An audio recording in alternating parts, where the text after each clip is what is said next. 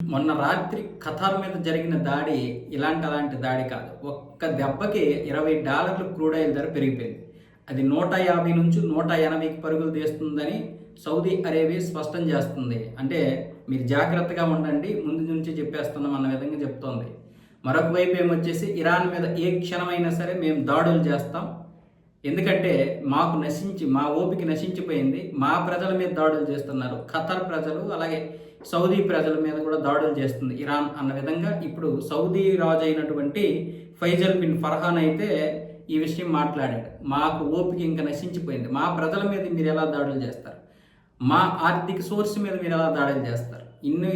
ఇప్పటి వరకు జరిగినటువంటి దాడులు ఏమొచ్చేసి అమెరికా స్థావరాలపై అన్నారు, ఇప్పుడేమొచ్చేసి మాపై అంటున్నారు అని ఇరాన్ మీద విరుచుకుపడుతుంది సౌదీ అరేబియా. ఖతర్ కూడా ఇప్పుడు ఇరాన్ మీద దాడులు చేసేటటువంటి హక్కు మాకు ఉంది కాబట్టి మేము కూడా ప్రతి దాడులు చేస్తాం అని ఇప్పుడు చెప్తున్నాయి. సో గల్ఫ్ దేశాలు ఇప్పటి వరకు దాడులు చేయలేదు ఇరాన్ మీద, ప్రతీకార దాడులు చేయలేదు. కానీ ఇప్పుడు ప్రతీకార దాడులు చేయడానికి ప్రయత్నాలు అయితే చేస్తున్నాయి. అందుకోసం ఇప్పుడు 1,50,000 కోట్లు విలువైనటువంటి ఆయుధాలు అయితే గల్ఫ్ దేశాలకు చేరిపోతున్నాయి అమెరికా నుంచి. బహుశా ఏ క్షణం ఏదైనా జరగవచ్చు.